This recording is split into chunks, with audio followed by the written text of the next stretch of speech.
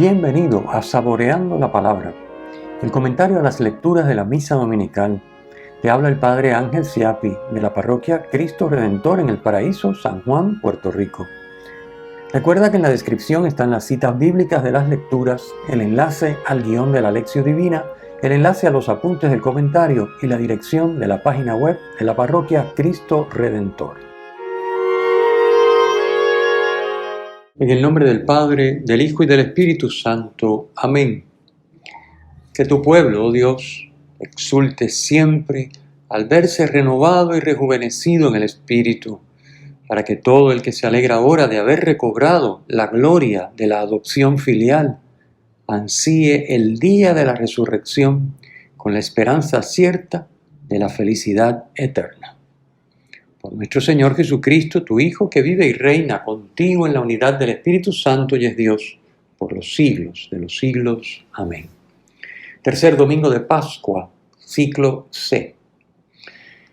Hoy el comentario es un poquito extenso, así que vamos a comenzar directamente con la primera lectura.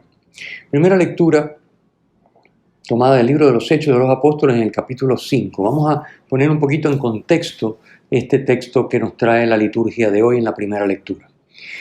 El sumo sacerdote y los que andan con él, todos saduceos, como nos dice el texto, mandan a encarcelar a los apóstoles por envidia, al ver toda la gente que los seguía, que era sanada y se convertía.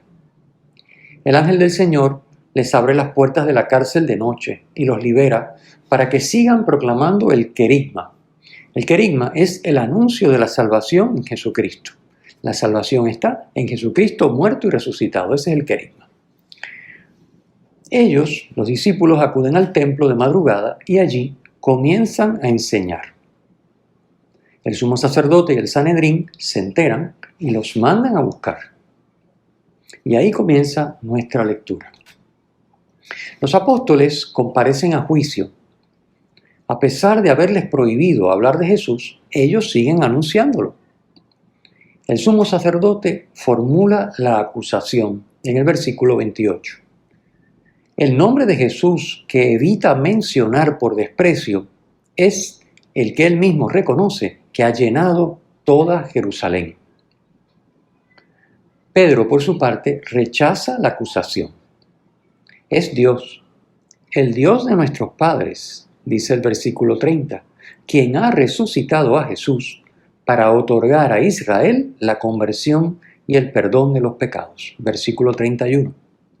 Por eso, ellos tienen la obligación de desobedecer al Sanedrín, porque hay que obedecer a Dios antes que a los hombres. Los apóstoles tienen el derecho y la obligación de anunciar con libertad el mensaje de salvación, incluso por el bien de los que componen el Sanedrín.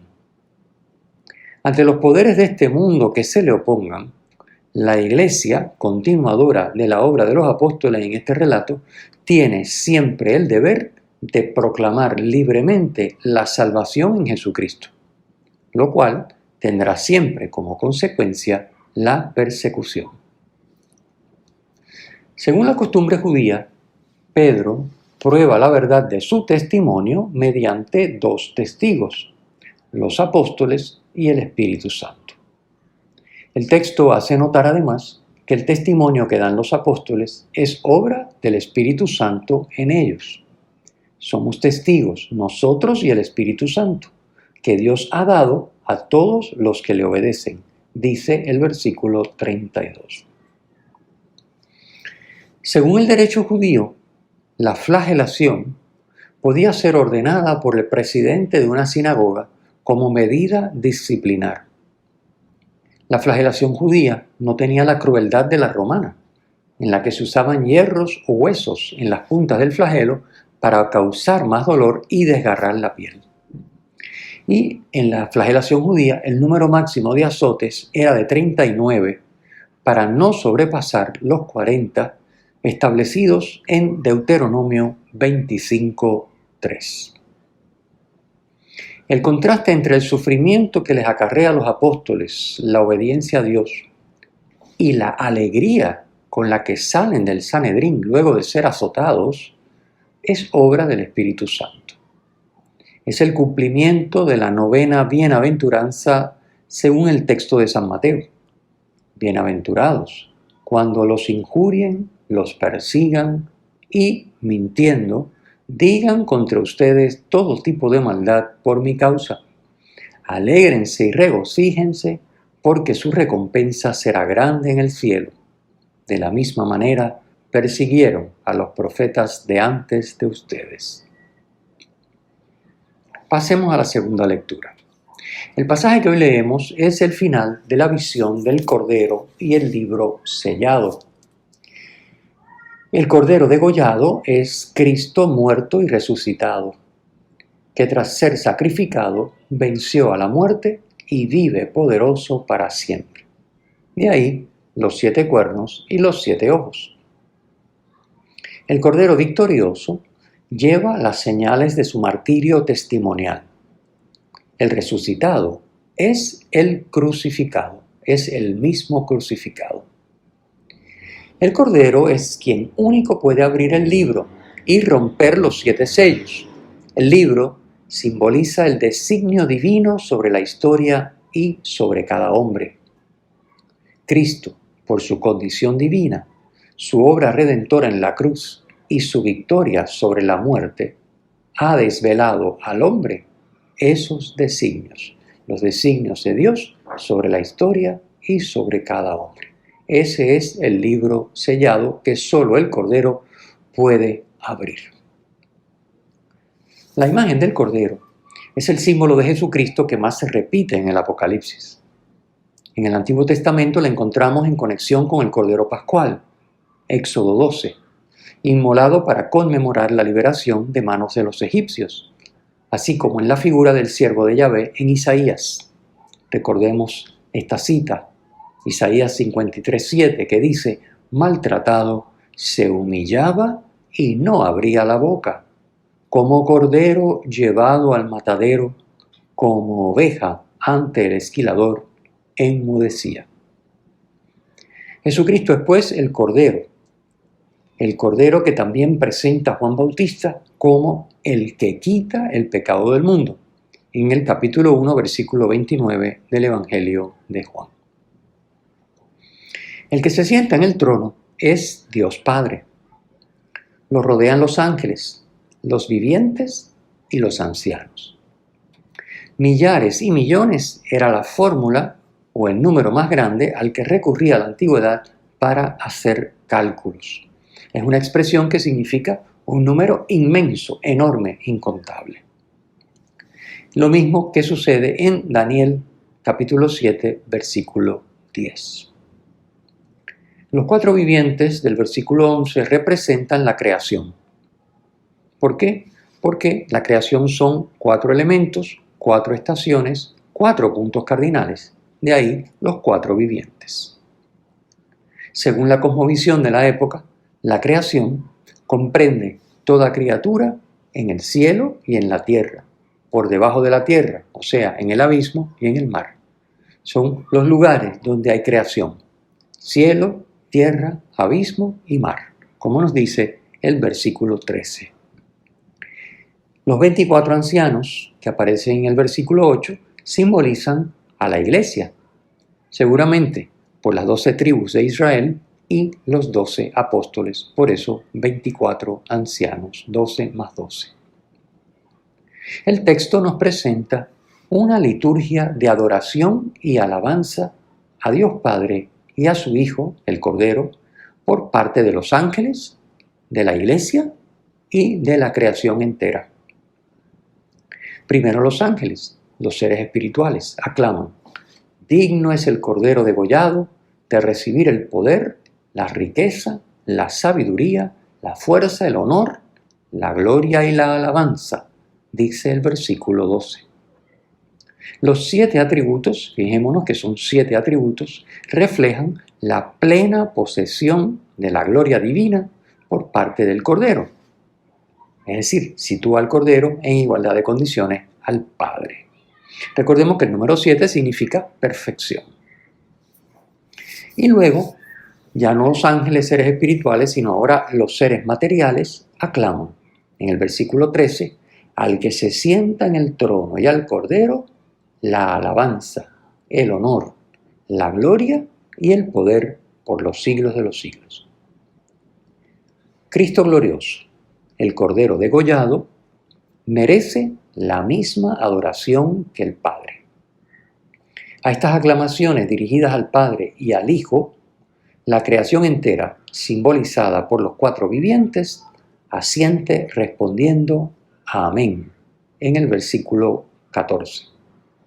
Y la iglesia, simbolizada por los 24 ancianos, se postra en adoración. Esta es, pues, la explicación de la visión que nos trae hoy la segunda lectura del libro del Apocalipsis. Y el Evangelio. El Evangelio es precioso, tomado del Evangelio según San Juan, en el capítulo 21.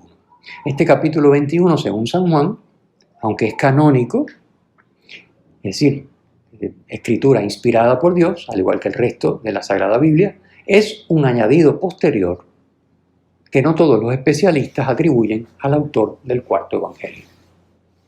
Hoy leemos la primera parte, que se puede dividir en dos escenas.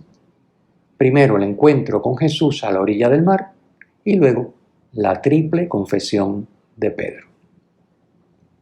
Primera escena. La primera escena es un relato sobre la misión de la comunidad cristiana.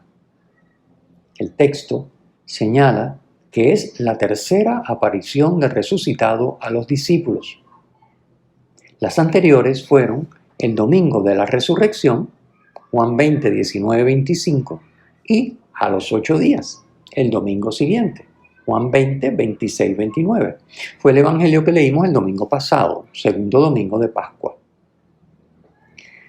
La pesca es figura de la misión de la iglesia. El mar es el mundo donde se ejerce la misión. La noche en la que pescan es tiempo de ausencia de Jesús, que se ha identificado en el Evangelio, Juan 8:12, como luz del mundo. Yo soy la luz del mundo. Por tanto, la noche es tiempo de ausencia de Jesús. Y Jesús aparece en la orilla del lago justo al amanecer, cuando despunta los primeros rayos del sol. En la noche, o sea, sin Jesús como centro y apoyo, no se logra nada en la misión. Ser comunidad no es solo estar juntos, como nos dice Juan 21, 2a, sino es tener como centro y apoyo a Jesús, el Señor, como nos dice Juan 21 en los versículos 7 y 12. Es tener como centro y apoyo a Jesús, y este Jesús ejerce su señorío por medio de la palabra y de la Eucaristía. Y esto nos lo va a mostrar de manera hermosa el relato. En primer lugar, encontramos a los discípulos que luego de trabajar toda la noche en lo que sabían hacer, pues eran pescadores, no cogen nada. Pero, obedeciendo la instrucción de Jesús, la palabra de Jesús, logran una pesca tan abundante que no la pueden sacar. Concluida luego la etapa de misión, es decir, la pesca, que ya explicamos que es símbolo de la misión, Jesús convoca a los discípulos que han estado de misión, que han estado pescando, y que ahora sí han cogido una cantidad inmensa de peces, gracias a haber seguido su palabra, los convoca en la orilla. ¿Para qué? Para la Eucaristía que Cristo les prepara y en la que se les da como alimento. Fijémonos la simbología de esto que nos narra el Evangelio. El almuerzo que Jesús les prepara en la orilla, luego de la pesca, es símbolo de la Eucaristía. Esta Eucaristía está simbolizada por las brasas que Jesús ha preparado en la orilla, que tienen un pescado y pan. El pez, en griego, ixis, es el acrónimo de las palabras griegas que significan Jesucristo, Hijo de Dios, Salvador. De ahí que los cristianos se identificaban, usaban como contraseña la figura del pez para identificarse con otros cristianos, era como una especie de contraseña. Bueno, pues el pez es el acrónimo de Jesucristo, Hijo de Dios, Salvador. Jesucristo es el pez que se entregó al fuego de la muerte terrena para convertirse en alimento de inmortalidad. Y es el pez representado allí sobre las brasas. Los panes claramente evocan la Eucaristía. Notemos bien que en el relato Jesús no come con los discípulos. Él es el alimento. Él prepara el alimento y Él es el alimento. La dinámica eucarística está expresada en el hecho de que Jesús les pida a los discípulos que traigan de los peces que pescaron obedeciendo sus instrucciones y que por lo tanto son don de Dios y esfuerzo de los discípulos. Lo mismo sucede en la Santa Misa, en la presentación de los dones. Simbolizados en el pan y el vino, le entregamos a Dios todo lo que somos y tenemos, y que es a la vez don de Dios y fruto de nuestro esfuerzo. Y Dios lo transforma en Él mismo, en alimento de vida para nosotros. A partir de la celebración eucarística, quedan ya inseparablemente unidos lo que es don de Dios y esfuerzo nuestro, que es precisamente lo que Dios quiere, que nos unamos a Él y que nosotros traigamos de lo que poco que podemos y tenemos y hacemos para unirlo a su infinita, a su omnipotencia infinita y de esa manera, aunándonos, participar de su divinidad. En el relato sobre la misión y la Eucaristía que acabamos de explicar, en el capítulo 21, la lectura del Evangelio de hoy, aparecen con un especial protagonismo dos personajes, Pedro y el discípulo amado, que han estado presentes a lo largo del Evangelio otras veces. Ya nos hemos encontrado a Pedro y al discípulo amado, por ejemplo, el día de Pascua, cuando corren al sepulcro abierto y el discípulo amado, recordemos el Evangelio del domingo de Pascua, llega primero, pero respeta la primacía de Pedro y no entra y deja que sea Pedro el que entre, ¿verdad? Recordamos ahí esa escena de Pedro y el discípulo amado. Bueno, pues hoy vuelven a aparecer en este relato del capítulo 21 Pedro y el discípulo amado. Y nuevamente, el discípulo amado es el primero en reconocer y confesar a Jesús, aunque Pedro es el primero en llegar hasta él. Pedro es también quien arrastra hasta la orilla la red repleta de peces, que simboliza el fruto de la misión. Es el que le entrega a Jesús, a nombre de la Iglesia, el fruto de la misión, que es don de Dios y esfuerzo de los hombres. Y luego, en la segunda escena de hoy, que comentaremos enseguida, Pedro mantiene un coloquio directo con Jesús, quien lo interroga y le confiere el primado en la comunidad.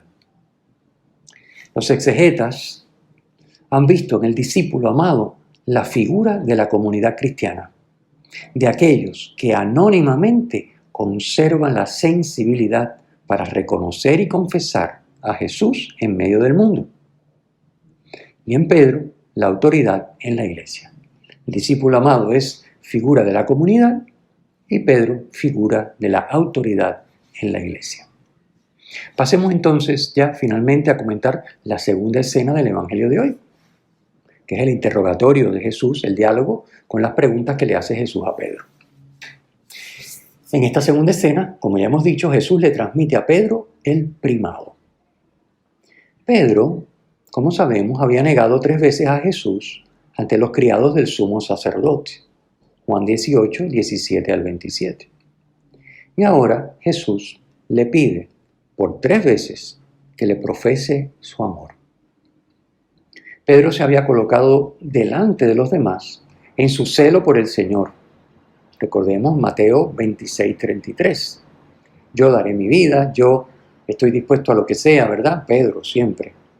Bueno, pues ahora Jesús le pide que se coloque por delante en el amor. Le pregunta, la primera pregunta, ¿me amas más que estos? Versículo 15. Y Pedro, que ya ha aprendido la lección, no se atreve a afirmar directamente su adhesión al Señor, sino que se remite al conocimiento que Jesús tiene. Las 3 veces le dice, las 3 respuestas dice, tú sabes, tú sabes. Notemos el cambio de las expresiones en las preguntas, que es muy significativo también. En las 2 primeras preguntas, la palabra empleada por Jesús es agape, y en la tercera es filía. Agape es la palabra que se emplea en el Nuevo Testamento para designar el amor cristiano, la caridad, lo que llamamos caridad. O sea, un amor que no se busca a sí mismo, sino que se ocupa y preocupa del otro buscando el bien del amado. Es un amor oblativo, un amor dispuesto al sacrificio y a la renuncia. Filía es el amor de amistad, es el amor entre amigos. Pedro contesta las 3 preguntas empleando la expresión filía. En las 2 primeras, Jesús le dice, ¿me amas más?, refiriéndose al amor cristiano. En la segunda, ¿me amas?, también refiriéndose al amor con la expresión utilizando el vocablo agape. Y en la última, Jesús rebaja la pregunta y ya utiliza la respuesta, el vocablo que Pedro emplea en su respuesta las 3 veces, que es filía, el amor de amistad. Las 3 veces Pedro dice, tú sabes, la traducción dice, sabes que te quiero, la traducción litúrgica. Pedro le está diciendo, tú sabes el afecto que siento por ti. Fíjense, Jesús le está preguntando, ¿me amas más que estos? ¿Me amas, Pedro? ¿Me quieres? Y las 3 veces Pedro, dice, tú sabes que te quiero. Tú sabes el afecto que siento por ti. Ya no te lo digo yo, tú sabes, tú me conoces y tú conoces todo. Fíjense, ya como Pedro ha avanzado en su relación con Jesús y ya la humildad ha crecido en él. Ya no es, yo me la he hecho de ser el que voy a dar mi vida por ti, el primero de todos, el que aunque otros te nieguen, yo no. No, ya Pedro ya no se expresa de esa manera, ¿verdad? Muy hermoso. Por 3 veces, entonces, como culminación de las 3 preguntas y las 3 respuestas, Jesús invita a Pedro a manifestarle su amor, su agape, apacentando a sus ovejas, o sea, dando su vida por ellas, que es lo que significa la expresión, cuando eras joven, tú mismo te ceñías e ibas donde querías, pero cuando seas viejo, extenderás las manos, otro te ceñirá y te llevará a donde no quieras. Esto significa dar la vida por las ovejas. ¿Por qué? Lo dice el mismo texto. El texto dice, esto dijo en el versículo 19, aludiendo a la muerte con que iba a dar gloria a Dios. Es decir, sabemos que Pedro fue crucificado y él no quiso ser crucificado como Cristo con la cabeza hacia arriba, lo crucificaron con la cabeza hacia abajo. Entonces, pues otro te ceñirá y te llevará a donde no quieras. El mismo evangelista dice, esto se refiere a la muerte con la que iba a dar gloria a Dios. Así que Jesús le está diciendo, apacienta mis ovejas hasta la muerte, hasta dar la vida por ellas. Esto es lo que se transparenta en los versículos 18 y 19. El amor de caridad, el amor agape, manifestado por Cristo en su vida, particularmente en su pasión y su muerte, debe manifestarlo de ahora en adelante, a partir de este momento, la Iglesia dirigida por Pedro y sus sucesores, obviamente. Iglesia que será sacramento de este amor agape para todos los hombres. El Señor esté con ustedes y con tu espíritu. La bendición de Dios Todopoderoso, Padre, Hijo y Espíritu Santo, descienda sobre ustedes y les acompañe siempre. Amén. Si te ha gustado, usa el enlace para compartirlo con tus amigos.